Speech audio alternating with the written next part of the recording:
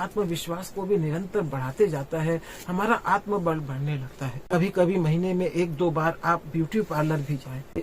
आपके शरीर की सुंदरता के लिए आपको ब्यूटी पार्लर भी जाना चाहिए। इसके बाद आप घर से ही कुछ न कुछ रचनात्मक कार्यों को भी शुरुआत कर सकती हैं, जैसे पेंटिंग करना, पैकेजिंग करना, गिफ्ट देना, गिफ्ट भेजना आदि। जीवन के अनुभव को आप अपने डायरी में भी लिख सकती हैं। अपने अनुभव को, अपनी योजनाओं को आप उस डायरी में लिखकर तो अपने विचारों के साथ आप तालमेल बैठाकर अपने आगे आने वाले जीवन को और खुशनुमा बना सकती हैं, भविष्य की योजना बना सकती हैं। और इन सब बातों को जब आप डायरी में लिखती हैं तो उस पर आपको काम करने का अवसर मिलता है। घर पर ही कभी कभार भजन का कार्यक्रम भी रखें, जिसमें घर के सभी सदस्य एक साथ बैठकर हरि कीर्तन का आयोजन करें, और इससे आपका ऑरा भी बढ़ेगा और घर के और परिवार के सभी लोग एक साथ आनंदित होंगे। कभी कहीं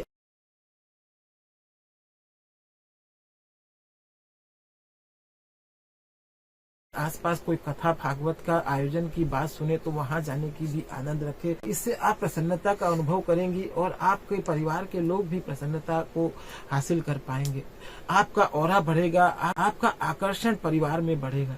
पुस्तक पढ़ने की आदत भी बहुत अच्छी होती है मित्रों, महिला साथियों को, माताओं बहनों को मैं बोलना चाहूंगा, अगर आपको रुचि हो तो यह आदत अपने जीवन में जरूर डालें, क्योंकि इससे आपका मन मस्तिष्क नया होता है। घर पर ही कभी कभार अगर आपको जब समय मिले 1 पन्ना 2 पन्ना पढ़ने की आदत डालें, क्योंकि हमारे मस्तिष्क में भी जॉगिंग होती है।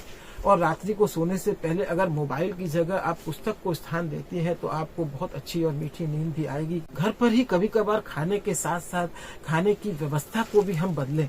जहां आप हमेशा खाते रहते हैं या खाने का आपका नियमित स्थान है, उस जगह से परिवर्तित कर घर के छत पर खाने का आयोजन करें। आपके घर के बाहर कोई गार्डन है तो वहां पर खाने का आयोजन करें, खाने की व्यवस्था करें। इस तरह की नई व्यवस्था आपको भी आनंद देगी और परिवार के सभी सदस्य आपके इस योजना से बहुत खुश महसूस करेंगे। खाली समय में अपने सोशल मीडिया अकाउंट पर भी थोड़ा समय दें और इस दौरान आप फेसबुक, इंटरनेट, व्हाट्सएप, इंस्टाग्राम के माध्यम से कई लोगों से जुड़कर भी रह सकती हैं।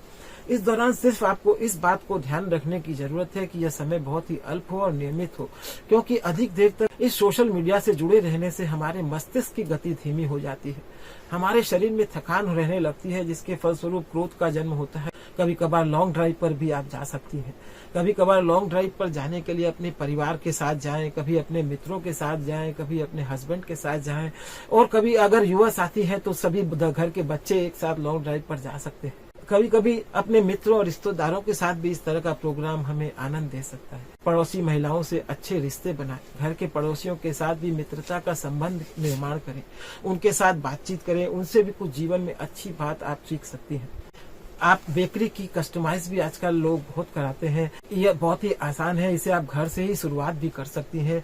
बेकरी को कस्टमाइज कराने की आदत भी आप सीख सकती हैं। सब हर अवसर पर केक को काटने का भी आयोजन होता है।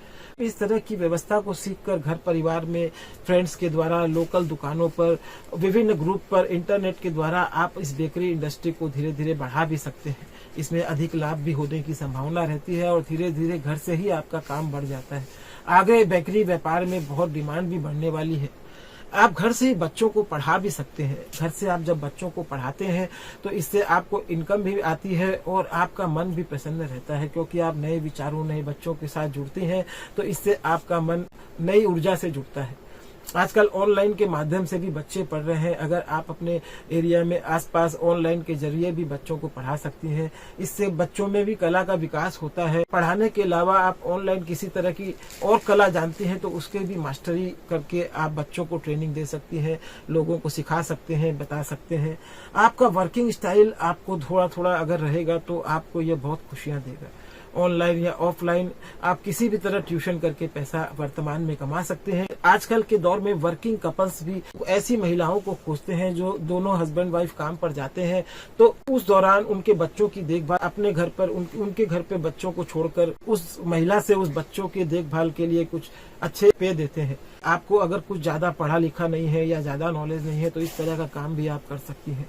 इससे आपका मन भी लगेगा और आप प्रसन्न रहने लगेंगे। जैसे मीशो ऐप है, जहां पर आपको कुछ रुपए भी लगाने की जरूरत नहीं, सिर्फ अकाउंट खोलकर आप मीशो ऐप का माल अपने ग्रुप में, अपने जान पहचान के लोगों में, अपने सोशल मीडिया अकाउंट में आप बेच सकती हैं और वो मीशो ऐप वाले ही उसको डिलीवरी करते हैं। सिर्फ आपको आपकी कमीशन का पेमेंट हो जाता है। अगर आपको पेड़ पौधे की, नर्सरी की, फूलों की शौक है तो आप घर से नर्सरी का या बुके डिलीवरी का भी काम कर सकती हैं। आजकल गिफ्ट के स्वरूप में फूलों की काफी डिमांड बढ़ रही है। लोग मनपसंद तरीके से कस्टमाइज कराकर बुके को भेजना पसंद करते हैं। नए नए तरह के फूलों के बुके के आधुनिक डिजाइन पर काम कर सकती हैं और प्रसन्न भी रह सकती हैं। ये नर्सरी का व्यापार भी आगे बहुत बढ़ने वाला है। इस तरह इसी कड़ी में आर्टिफिशियल ज्वेलरी की डिमांड भी काफी बढ़ रही है। इसे भी आप घर पर बना सकती हैं और बेच सकती हैं। आजकल ऑनलाइन और ऑफलाइन दोनों ही चीजें आपके हाथ में मोबाइल के जरिए ही संभव हो जाती है। आने वाले समय में कॉर्पोरेट के गिफ्ट का चलन भी बहुत बढ़ रहा है, जहां बड़ी बड़ी कंपनियां गिफ्ट को बांटने के लिए तरह तरह के गिफ्ट खोजती हैं और इसके लिए भी आप अपना वर्किंग स्टाइल कुछ डेवलप कर सकते हैं। अपने सहयोगी या कस्टमरों को गिफ्ट देने के लिए वे तीज त्योहार के अवसर पर हर बड़ी बड़ी कंपनियां इस तरह के लोगों को खोजती है जो घर घर जाकर उनके गिफ्ट को डिस्ट्रीब्यूशन कर सके। कुल मिलाकर आपका जीवन अनमोल है। आगे जीवन में बहुत पैसा भी है और आजकल सोशल मीडिया का ऐसा युग है कि आप अपने मोबाइल के जरिए ही लाखों रुपए कमा सकती हैं। आज के युग में आप अगर मेहंदी लगाने में मास्टर हैं तो मेहंदी लगाने का व्यवसाय भी बहुत बढ़ रहा है और ये हर युग में ही खैर चलते रहा है। किंतु वर्तमान में अगर आप लेटेस्ट स्टाइल की मेहंदी की कोई क्लास कर लेती हैं तो आप घर जाकर मेहंदी लगाने या आपके घर भी महिलाएं मेहंदी लगाने के लिए आती हैं तो इससे आप बहुत कुछ अपने वर्किंग स्टाइल में लाभ भी कर सकती हैं और आप गतिमान भी हो सकती हैं। अपनी सोच को आप सदैव सकारात्मक रखें, व्यस्त रहें और अपने लिए भी जीने का प्रयास करें। परिवार के अन्य सदस्यों की तो आप परवाह करती हैं, किंतु इस बात को आप अपने मानसिक धरातल पर जान ले। परिवार के साथ साथ आपको अपना भी ध्यान रखना है, अपने लिए भी कुछ सीखना है, अपनी खुशी के लिए भी काम करना है। शारीरिक स्वास्थ्य को विशेष रूप से ध्यान रखना है, इसके लिए भी आपको चिंतन करना चाहिए। इसलिए आप हमेशा सकारात्मक चिंतन करें। मन में कोई ऐसी बात हो तो वो आप शेयर करें, परिवार के लोगों को बताएं। जैसा आप वास्तव में होते हुए देखना चाहती हैं उन बातों को सोचें, क्योंकि जो आप सोचते हैं वही आपके जीवन में घटित होता है। हमारा जीवन हर तरह से आप देखें सोच का ही परिणाम होता है। इसलिए आप खूब प्रसन्न रहें। आपके चेहरे का आभूषण आपकी प्रसन्नता है, जिससे पूरा परिवार ऊर्जावान होता है। हर समय आप मुस्कुराते रहें और जिस काम को करके आपको खुशी मिले उस काम को जरूर करें और सबके साथ मित्रवत भावना रखें। खूब प्रसन्न रहने की कोशिश करें और अपने स्वास्थ्य को, मन को नई ऊर्जा देने का भरसक प्रयास करती रहें। अपनी छोटी छोटी खुशी को कभी टाल मटोल करने की आदत न रखें। अपने जीवन में उन बातों को न आने दें जो आपकी खुशी से समझौता करती हो। सदैव सोच को सकारात्मक रहें, खुश रहें, व्यस्त रहें, कुछ न कुछ अपने जीवन में निरंतर करती रहें। अपने स्वास्थ्य को नजरअंदाज कभी न करें। आपका जीवन बहुत कीमती है। हैप्पी गृहिणी और हैप्पी होम, ये बात बहुत ही कीमती है। यह हर घर के पुरुष वर्ग को भी समझनी चाहिए। अपने घर की महिलाओं की खुशी के लिए भी वे हर तरह की व्यवस्था करें और करते भी हैं और उनको ध्यान देना चाहिए। मैं महिलाओं को कहना चाहूंगा वे खुद के लिए भी कुछ सोचें, खुद के लिए भी जिंदा रहने की कोशिश करें, खुद के जीवन को खेल की तरह जिएं, शानदार जीवन जीने के नए नए सूत्र लिखें, उस पर अमल करें, अपने आप को महत्व दें। लोगों को जीवन में जागृत तो आप करती हैं, अपने लिए भी जागृत हों। युवाओं और बच्चों के साथ समय बिताएं, दोस्तों को घर बुलाएं, दोस्तों के घर जाएं। जहां तक संभव हो अपना काम स्वयं करने की ही आदत हमेशा रखें। आप वैसे भी दूसरों से अपेक्षा नहीं करती हैं और दूसरों से अपेक्षा करने वाला वास्तव में हमेशा दुखी रहता है। हमारे शास्त्रों में तो कहा ही है, पराधीन सपने सुख नाही। गृहिणी भी हमारी साथी है। आज सारा विश्व महिला दिवस मना रहा है, जहां हमें गृहिणियों को खुश रहने के लिए प्रेरित करना है, जागृत करना है। इसके तहत उनको भी हमारे जीवन में बहुत संग लेकर चलने की जरूरत है, उन्हें भी जागृत करने की जरूरत है। उन्हें मजबूत कंधे से कंधा मिलाकर चलाने की बहुत जरूरत है। उन्हें सम्मान देना है, उन्हें जागृत करना है, उनके स्वास्थ्य को भी हमें महत्व देना है। उन्हें बताना है कि वे हमारे जीवन में शक्ति स्वरूपा है, जीवन में भोजन में नमक की तरह है। जब इन बातों को हम जीवन में जानेंगे, अपनाएंगे, उनको सम्मान देंगे, तभी हमारा देश खुशहाल बनेगा, हमारा घर खुशहाल होगा।